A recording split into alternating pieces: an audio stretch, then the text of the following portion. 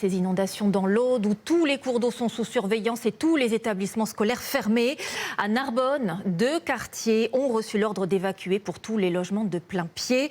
L'Hérault et les Pyrénées-Orientales sont également concernés et en alerte. Joe Sacal avec Aurélie Herel et Baptiste Sisco. À Collioure, dans les Pyrénées-Orientales, l'eau dévale les rues désertes, comme un torrent. À Coursan, cet habitant stupéfait filme le niveau du fleuve qui ne cesse de monter. Franchement, là, si ça se calme pas, il y a des gens qui vont être vraiment dans les ennuis. Là. Les berges sont inondées, l'angoisse monte chez les riverains. Vous avez au moins 10 mètres ou 15 mètres d'eau en plus, 10 mètres, ouais, facile, ouais. Ah oui, oui. Là, on commence un peu à regarder, à s'inquiéter, mais on sait qu'on a encore un peu de marge. Cette nuit déjà, à Narbonne, 2 quartiers ont été évacués sur demande du préfet. Une 60aine de sinistrés ont dormi ici, au parc des expositions, sous la surveillance de la Croix-Rouge.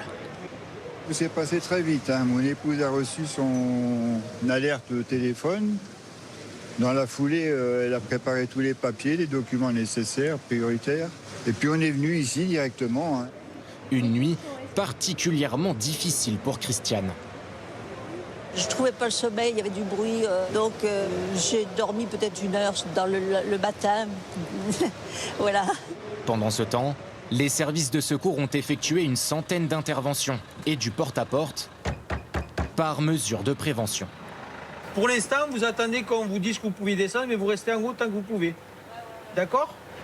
Les habitants en rez-de-chaussée ont, eux, été invités à passer la nuit à l'étage. Vous êtes combien de personnes ? 2 ? Pas de problème de santé, personne ? Les pluies vont encore s'intensifier au cours de la journée. Jusqu'à 15 mm par heure dans les Pyrénées-Orientales d'après Météo France. Dans l'Aude, les écoles et les transports scolaires restent fermés toute la journée. Et à ce stade, le département de l'Aude est le plus touché. Du côté de Narbonne, une 30aine de routes sont coupées. À Cuxac, les habitants, vous allez le voir, sont très inquiets, encore traumatisés par les inondations de 99. Elles avaient fait 26 morts. Ils espèrent que les 10 km de digues construites depuis vont tenir.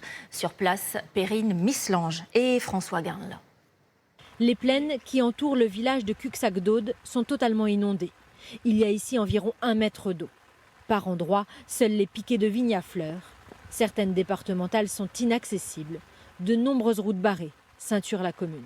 Je veux passer de ce côté-là, je ne sais pas si vous êtes du coin, pour rejoindre Coursan, Armissan, bloqué. Donc là j'attends, j'ai appelé mon patron et on va s'organiser comme on peut. On n'est pas sorti du pays puisqu'on ne peut pas pratiquement.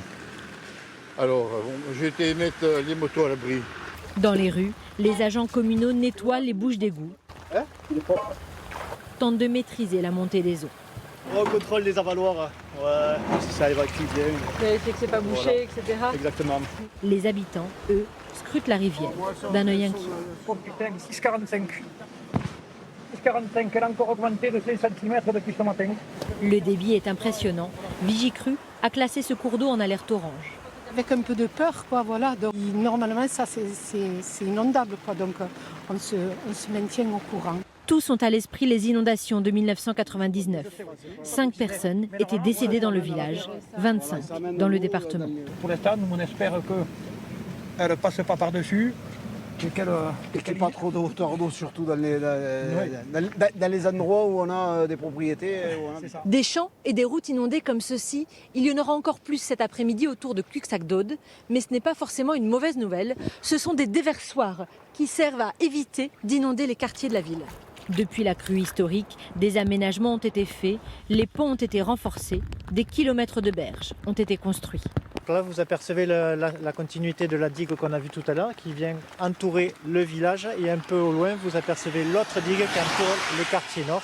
Et l'eau, cet après-midi, si les prévisions sont confirmées, devrait se déverser entre ces 2 digues pour aller se stocker un peu plus loin dans la plaine. La commune recommande aux habitants d'éviter les déplacements. La hausse du niveau d'eau devrait se poursuivre dans la journée. Et par endroits, il est déjà tombé l'équivalent de 4 mois de pluie en 48 heures et cela continue. Les pompiers et les autorités demandent aux automobilistes de ne pas prendre de risques en s'engageant sur des voies submergées. Tôt ce matin, une femme a dû être secourue sur le toit de sa voiture en urgence à Bessan, dans l'Hérault. Tiffany Hen et Justine Barrault. Une route complètement submergée et une voiture prise au piège.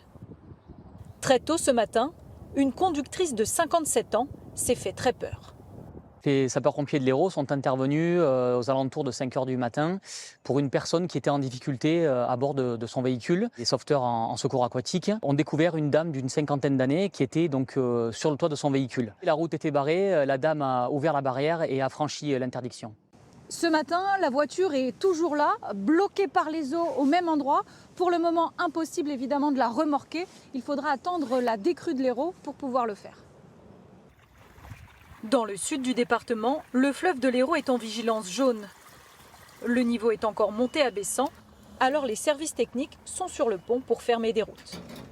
Apparemment, ils annoncent encore la montée des crues au niveau de l'Hérault, donc on est obligé de fermer les routes. La montée peut se faire très vite, et la montée de 55 cm juste là pendant la nuit. Sur de nombreux axes, les automobilistes sont obligés de faire demi-tour. C'est par exemple le cas à Florensac, où l'eau est montée ce matin. À 9 h, il était à 7 mètres. Et là, je suis allé voir, il était à 7,30. L'Hérault qui refait les siennes, hein, il sort un peu. Hein. Mais là, 2 fois en 15 jours, ça commence à être pas mal. Jean-Paul vit à côté d'une des routes barrées et depuis ce matin, il croise des automobilistes en difficulté. Toute la journée depuis ce matin, ça, on nous demande pas où aller, mais il faut faire le tour. Malgré les désagréments, les autorités demandent de bien respecter les routes barrées. La majorité des interventions des pompiers sont dues à des imprudences.